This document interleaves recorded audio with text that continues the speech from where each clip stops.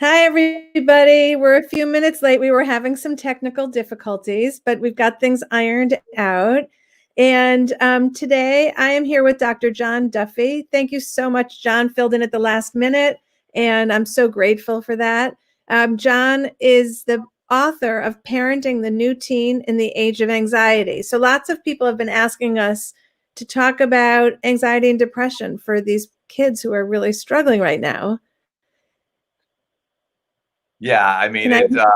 it's becoming increasingly troublesome as the months wear on. If you think back, Sue, to I think you and I had a conversation in March or April of 2020, and we were talking about how acute the anxiety and the depression and all the things our kids were suffering were, like they were really anxious, pointedly anxious and alert and aware. And there was this high idling, this high anxiety. Now it's so chronic that I'm finding the kids are lethargic and laconic and not getting much done. That doesn't mean they're any less anxious or any less depressed. It's actually worse, I think, now because they've had nearly a year to acclimate to really odd and unusual circumstances.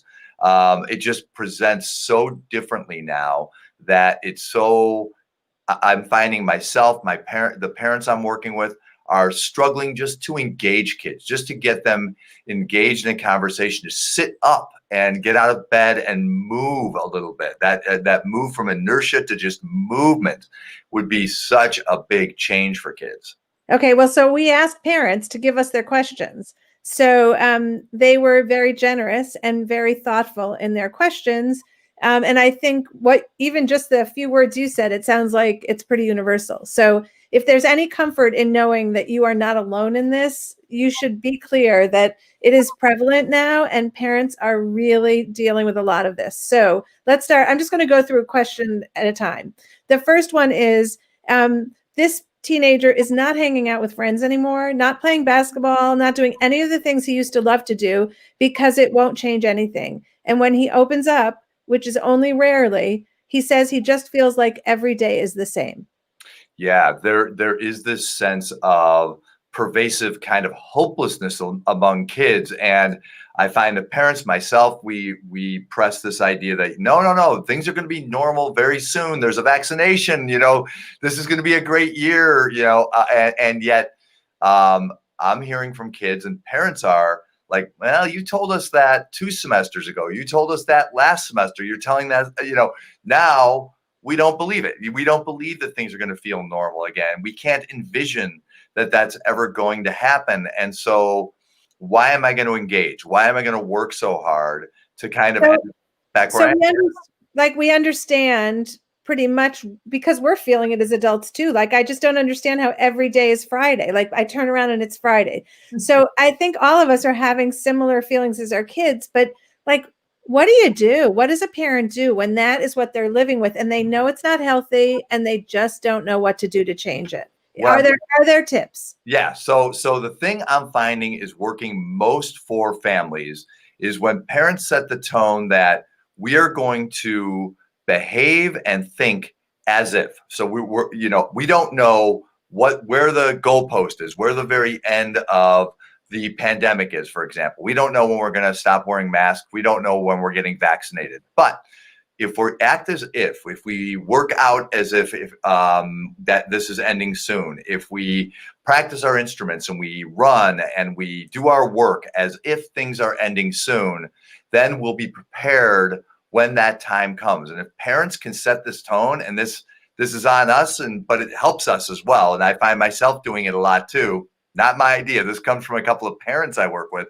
but it seems to work. It seems to put the thought in kids' heads like, okay, I have a framework for hope that I can work within, and I can motivate myself. Maybe not 100%.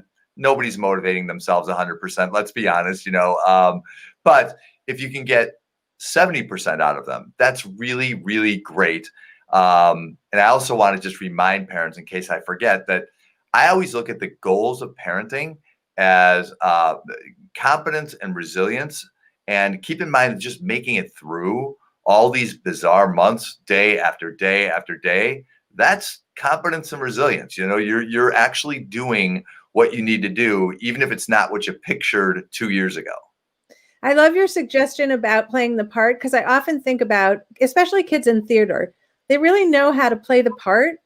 And so in life, like we've been told over and over again, that if you play the part of someone who's happy, it is like a little contagious, and you do start to feel that. So I love that idea of telling our kids, like, I'm not expecting you to think everything's okay, but just, try playing the part of someone that thinks everything's going to be okay. It's something I think most of us clinicians use, Sue, like, for years, this idea that if we can't move cognition, there is this behavioral element of, and this is not my favorite phrase, but it's useful, that fake it till you make it thing. Like, Yeah. okay, well, just do the things you would normally do. Were you not depressed and were you not anxious? And that's going to get us a long way down the road. You're going to feel differently if you do those things than if you just sit here or lay here. Yeah. Okay. So hopefully someone has the power, a parent has the power to nudge their kid to do that, and it works. But let's keep going, because you'll have other advice too. This one is not so particular to, well, maybe it is tied into anxiety, but how do you combat procrastination? And there were a number of moms that said me too when that was posted, in a teen who has fear of failure. Yeah. Most teens right now have fear of failure. And, just that idea that you presented initially, that you're not alone. I don't know kids, kids who were really confident a year ago now feel like, ooh, I had these plans. I was going to get into X college. Now I have this massive fear of failure. And there is this almost natural inclination to procrastinate, to put things off because I'm not sure it's going to work out, And so I encourage parents to create a little jump start for kids. So if there's a project that they're putting off, and you can sit down with them for not for the duration of the project, not to do the project with them, but just to jumpstart them. Like, I can see you're struggling getting this started. We could argue about this, which we've been doing for weeks. It happens in a lot of households. But if we sit down and we just lay out the framework and we do 15 minutes of work on it, then kids often feel like, okay, I get it. This isn't overwhelming. I can actually do this thing, So the mistake I think we often make is we try to talk our kids into stop procrastinating. And I find myself continuously telling parents, it seems like our lecture ought to work because it probably worked on us, but it does not work on kids today. But if we can come up with another technique that gets them moving and moving in the right direction, if you need to join in on this in a pandemic, I'm all for that. It's not my favorite thing. And 6 months from now, I hope to have different advice. But right now, if you can sit down with your child and get them going and provide that hope and that little sliver of light that, like, okay, I can do this thing. I get that now. That's huge. You really brought up a memory I hadn't thought of in a really long time, but I had a professor in law school who did that for me. And Really? I really don't think I processed it that way until you just said it. But he said, I was overwhelmed by an assignment, and he said, I want you to sit down right now and start writing. And that was it. That's all it took. So, oh my God, that's like such a flashback, but it really did work for me anyway. So I think that's also like, put it in your arsenal, parents. Yeah. And also, if you have any questions, put them in the comments. We'll add them on. Okay, so this one is about a mom talking about her son. When he's anxious or nervous about something new, he snaps at us and he gets very angry. And he pushes, as parents, all their buttons are being pushed by this. Is there a way for us to diffuse his anger? Yeah. So our inclinations are often to get angry back. I worked with this yesterday, Sue, with a family on a Zoom call. And this happens almost every day, because people are frustrated in families. We're spending way too much time together by and large than we're used to. And this boy was arguing with his parents, in a way that wasn't very helpful. And what we want to do is kind of, double down, argue back, come up with a better argument. And there may be times when that's effective. These are not those times. And I don't know that those times are coming back for us. So what kids I find need, especially now, always, but especially now, is to be heard, acknowledged, understood. So to come at your very assertive, aggressive kid who's yelling at you and angry, and with a bit of gentleness and a bit of understanding that, yeah, I get it. I get you're really frustrated. I get this is really, really hard and not all what you're used to. Sometimes just that diffuses the anger, and it brings the temperature way down. But if you bring fight to a fight, things are going to just escalate, and then you've got a day of it, or hours of it anyway, where you're trying to untangle it, and it's really, really so difficult to do, so frustrating. So that recognition and acknowledgement of what they're going through, first of all, it disarms a lot of kids because they expect a fight, and they kind of want it a lot of times because they're going to spend some of that anxious energy. But I think if you get caught up in the tornado with them, it's really hard to step out of that. Okay, but also it's really hard to step out of the fighting against fight, but it's equally as hard to show love when you're getting hate. And so, I mean, I think, yes, it diffuses it, but man, does it take a lot of like personal strength to step back and say, I will hug when I want to hit, like. It is among the mightiest things we can do. It's part of the reason I'm encouraging parents now to spend some time every day. I'm having Zoom calls in the car. I don't know if you're doing this kind of thing where people are in the car talking to me, or they're talking to a spouse, a neighbor, a friend, a sibling, and just working through their own feelings of, like, my kids are driving me crazy, I can't, this is making me nuts.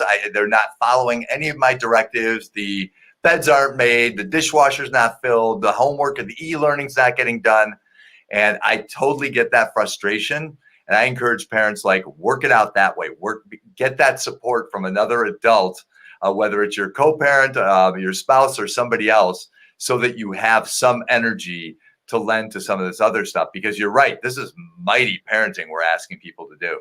Yeah. So I want to share Susie's comment because it's a success story, and I think it's covering our faces. Sorry, guys. Procrastinating. My kid just got a failing interim report. His normal average is 3.3. After the shock and arguing and explaining, I said, make a list. I love lists. 1 page for each subject. Now choose. Do you want to start with a quick assignment so you can cross something off the list quick, or start with a harder assignment? Within 4 days, all assignments were completed. Oh my God, that is such a great story. Brilliant. And I'm with you. I love lists, and kids often resist them. But Susie had the wherewithal to take advantage of the moment, right? So my child now is struggling in his or her grades, probably doesn't love that he or she is not getting the 3.3 they're used to, and taking advantage of that moment and saying, okay, we're going to make a list. And the list is the assumed in there, and you decide how we're going to knock the list out, and I love that. I love that option of, like, because some kids do love that idea of, like, I'm going to do the easy thing first. I do work with some kids who are like, I'm going to take on the big project because I know I can knock the easy things out one by one later tonight. But whatever it is, just by getting them to engage in the list making is a big deal. I love that. I love that, Susie. Thank you so much for sharing. I mean, I think it's brilliant advice. Okay, so this is a really hard one. They're all really hard. My teen refuses treatment, refuses to even see the primary care doctor, won't use any methods that I suggest. He just wallows in depression and panic attacks, and I feel helpless. Oh, this is about the most brutal thing that we can go through as parents, right? To watch our kids suffer and to feel their resistance. And there's a couple different ways to go about this. I think a year ago, honestly, Sue, I would have said, play the parent card and tell them, you know what, you're going to go see a therapist for a couple of sessions, or, or a life coach or something like that. And we're not negotiating that. Now, I think that's really hard to do. You're in close quarters.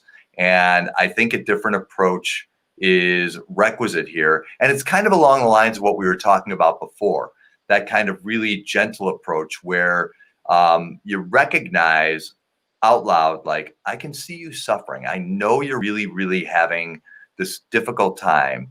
And I'm not sure what to do about it. What I do know is that there are people out there who can alleviate this stuff. So let's try this for a couple of sessions and let's just see how this goes. Like I'll come with you and, or we'll get on the Zoom call together and we'll work this through together. And at the very least, let's give it a shot because and if you're not sure what a panic attack feels like, for those of you out there who are not anxious, I can tell you, my 14-year-old self will tell you that it is about the worst feeling physically and emotionally you can conjure. And so if you can empathize a little bit with your child, recognize the pain they're in, and that give them some comfort that there are people out there that can help mitigate that pain, and that it is not, because a lot of kids carry this, not a sign of weakness to go and talk to somebody and help alleviate some of it. This again is really mighty parenting because you're still going to get pushback, but I think it's important to have the conversation and to have it gently as opposed to assertively and aggressively. Do you think kids are more comfortable not having to go to somebody's office and do it over Zoom? Honestly, this is one of the biggest surprises to me of the year 2020, and there were plenty of them. When we went to Zoom, I turned to my wife, Sue, and I said, I'm going to have to think of something else to do while this pandemic is going on because I'm not going to be doing therapy on these phone calls. It's just not going to be effective. And I am finding in a lot of cases, it's more effective, and more kids are willing to sit in their rooms or sit in the dining room and have that open conversation, way more willing than they are to go through the whole rigmarole of getting in the car and feeling the anxiety of going up to the office and all this stuff, all these steps, way easier, right? Because no worry about bumping into anybody, like none of the things that might prevent you, they're all gone. Exactly. Yeah. So it's sometimes, there's a casual nature to the initial part of the conversation that therapists can avail themselves of too. You can talk about tell me what's on the wall behind you. You can talk about a few things before you get to, I understand you're going through a lot of anxiety and panic attacks. Tell me a little bit about that. It opens the door to connection. And also, I would just put out there that it might not be your first therapist, right? Like that it is like shopping, and there has to be the right fit. So giving your kid the knowledge that the first one might be okay, but there might be another one also, right? Absolutely. Yeah. And your child, as much as you, needs to be the arbiter of that. And not everybody, even if you like the therapist a lot, if your child feels no connection to that person, move on to the next person and do it quickly because your window tends to be pretty narrow. If a child is willing to go to therapy, it's not like you have the option of trying out 10 different therapists. You have the option of a couple. So if one's not working out very well, we therapists need to be the ones with thick skin. Okay, let's find you another referral and go to that referral quickly. Wait, have you ever been asked by a parent? I think most of us would just say we're done. Have you ever been asked by a parent who says, you're great, but it's not the best fit for my kid. Can you recommend somebody else? It's happened on occasion. And I absolutely am completely comfortable, and most of us should be, recommending somebody else, and usually I'll ask somebody, if they say this isn't a really good fit, I'll ask them, okay, so talk to me about why that is so that I can find you the right person, right? Somebody who meets the criteria that I'm, for whatever reason, not meeting for you. That's great. I never would have thought of that. I think that's really, like, you have a resource in front of you.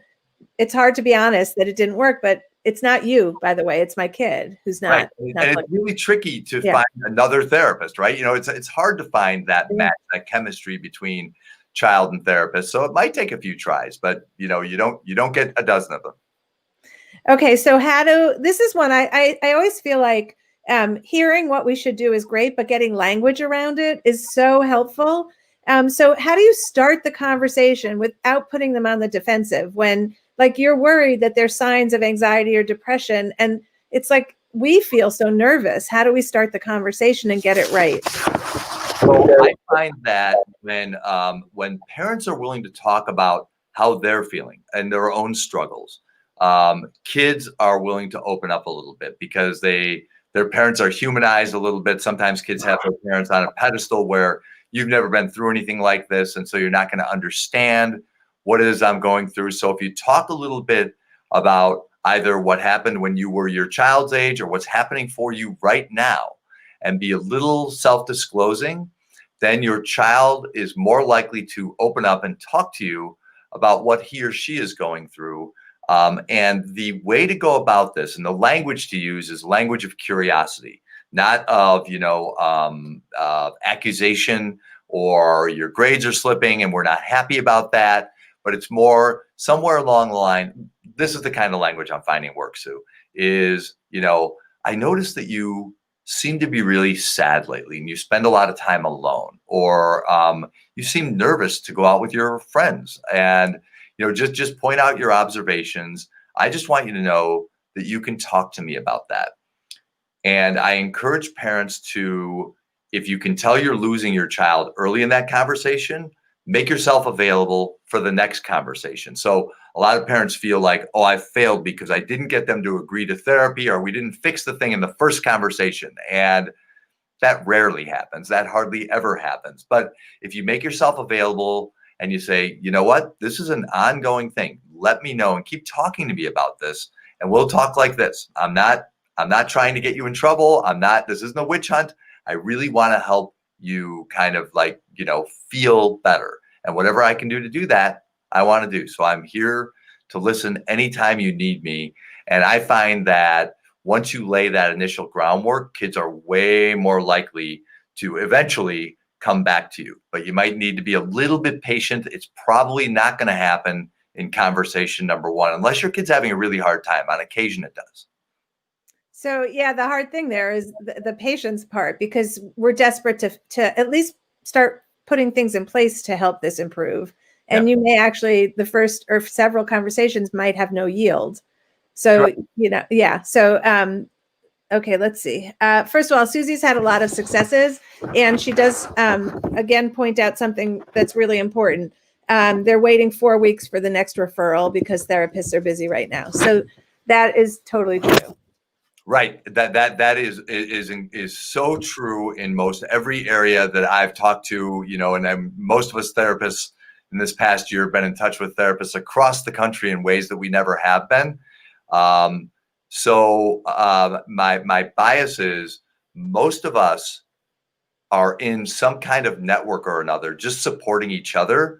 So if you're not sure who in the area is available and it has experience working with teenagers or tween-age kids or however old your child is, ask a therapist or ask a school social worker or a school psychologist or your child's counselor. These are the people who are going to know who might have some time available, because for example, I have a group text with about 20 therapists in this area. And somebody will say, I'm working with a 15-year-old struggling with depression and getting to school. Anybody out there have any time available? And, and that's how we're making referrals these days, is through these group discussions. And so therapists are a good resource here as well. Okay. This one is, it's great in a tough way, because we've heard this all throughout COVID, that, if one family has stricter rules than maybe the community or other friend groups, it's so challenging. It is like the isolation and the loneliness is so much more pronounced. So you can answer that one. Yes. This is no small thing. And we have to keep in mind as parents that this isn't just the emotions of our kids, right? It breaks our hearts that our kids can't be with their friends in a really normal way. And some of our kids are in these periods of their lives where this is the last time in high school that they're going to be able to be with their friends, or this is the last time in middle school. And so the first thing I encourage you to do is kind of get your own feelings in check, and then sit your child down and explain to them why it is that you're not allowing them to go out and be with their friends. But really, you're going to have to do a lot of listening and acknowledging here, because they will be able to show you on Snapchat or Instagram or some social media or through their own text threads. People are out there, Mom, Dad, they're having fun, and you're not letting me do that. So I'm angry with you, and I'm disappointed, and I'm sad and upset. And, I always figure when things are a matter of health and safety, parents get to play the parent card. But I don't encourage you to play it really hard. I encourage you to play it gently with a real nod toward what your kids are going through. And always, you're going to have to be the ones that bring hope into the situation, that this isn't a permanent situation. My goal is not to keep you away from your friends. This is just to preserve safety and health of the people around us for now. And as soon as it makes sense, I want you out there with your friends. And if we can arrange something safe for now, with masks and some distance, and you're willing to let me monitor it, maybe we can make that happen in the short run. I know it's weird. I know it's far from ideal. We'll get there. And that's about the best you can do. And during this period, what I've been telling parents is good enough is good enough. We can take the pandemic pass fail, and we're not going to do things perfectly. Passing is everyone's making it through okay, emotionally, reasonably. The house isn't a total disaster. Some e-learning is getting done. Your kids have some social contact of some kind, and you're not losing your mind. Then you're in the lane you need to be in for these few months. Hopefully. My sense is that Jennifer is doing exactly that, if not more, and it's just still hard. There's no getting around it. It's just hard. Okay, 2 more questions and then we're done. So my daughter is nocturnal. It seems like all of her friends are as well. She's literally sleeping all day and waking up for class time and then staying up all night long. Yeah, your daughter is more and more the norm these days. So again, if there is strength in numbers and comfort in numbers, feel okay about that. And again, this isn't going to be perfect, but if you can get her to scale back a bedtime, right, to something where she's awake at least part of the day, and that would mean getting her engaged and involved in something. So if that means you as a family get out there, and I know this sounds absurd to some people, but it's working for my clients, so I'm going to say it. Get out there and volunteer for people who need groceries delivered or need sidewalks shoveled, whatever it is that gets your kids out and about. Get your child moving a little bit every day. And you're not going to see a perfectly normal sleep pattern as if this is a perfectly normal school year. A lot of kids are nocturnal these days, but you might see something more akin to normal, and you can start working your way back that way. Again, this part's not going to be perfect like you're saying, Sue, and I wish I had a perfect answer for this, but we just need to stay in a lane here that is safe enough. A lot of kids are going to be sleeping really, really late. And if you can cut a couple hours out of that, then you're doing a fantastic job. It is like carrying 300 pounds on your back going uphill to get kids up and going early in the midst of all of this. So just a little more sunlight than they're getting would be better. Just make the goal small. And somebody who I'm assuming is Lori, because she comes up as Facebook user, but she says, I'm taking the pandemic pass fail, but what I really want is to withdraw from the course. Okay, so we have a pediatrician who gives some advice in the comments, Tracy BG. Everyone should check that out. And Janice Edwards Martin says, how do you get a teen who says, I am not motivated anymore, motivated again? She loved school and dance, but sees it as a big chore right now. Yeah. So our inclination as parents often is to make guesses about what that's about, right? Oh, you're not motivated because we're in the midst of a pandemic. That's an easy one, right? You're not motivated because you're not seeing your friends. What I'm finding is the assumptions we're making about what's going on in the minds of our kids aren't always spot on. So my bias is be curious about that. Ask questions. So what's taking your motivation away? And be patient and really listen to what your child is saying. And it'll give you cues as to what you might be able to instill in their lives to kickstart some of that motivation. And I'll refer back to the as if piece, you know what I mean? Like for a dancer, just like for a musician or an athlete, act as if this is we're going back to normal soon. So we expect that there be practice from X to X every single day if you can build that in. And oddly, I will tell you, some of my client families are able to do this, are able to build in kind of some degree of structure in the day based around the activities their kids are typically involved in, even though those activities are not happening right now. So that's what I encourage, is to listen and then to build that structure in if you can. And it's not going to be perfect. I've occasionally incentivized my kids when I felt like once they got there, they were going to totally enjoy it, you know? So bribing, incentivizing, however you want to reference it. I usually hate it, Sue, but I'm all for it right now. Yeah. Yeah. Okay. So last question is, if you had to pick 3 things to help somebody deal with their own anxiety that isn't getting medication, just that generalized anxiety that a lot of us are dealing with right now, what are your 3 favorite things for teenagers? Great. The first one is movement. I don't know a better way to stay off a therapist's couch and stay off medication while you're anxious than moving, sweating, taking that walk with the dog, taking that jog, doing the Peloton thing, whatever it is that you need to do to get moving every single day. The other is talk to somebody, a trusted friend, advisor, spouse, or coach, therapist, somebody about what it is that you're going through every single day, and protect some time for yourself, and allow yourself to feel what it is that you're feeling. Some of us feel like we need to fight, especially parents. We need to fight against our negative feelings and not feel them because we're so busy doing other things. We're working, we're parenting, we're shopping, we're keeping the house clean and keeping everybody else afloat. And the last person we're taking care of is ourselves. So all that focus on self-care is crucial now. Dr. John Duffy, first of all, a lot of comments thanking you for your great advice. And me personally, I'm so grateful that you made your schedule available. And this was a conversation that we all really needed to hear today. So thank you so much. Thank you, folks. Thank you, Sue.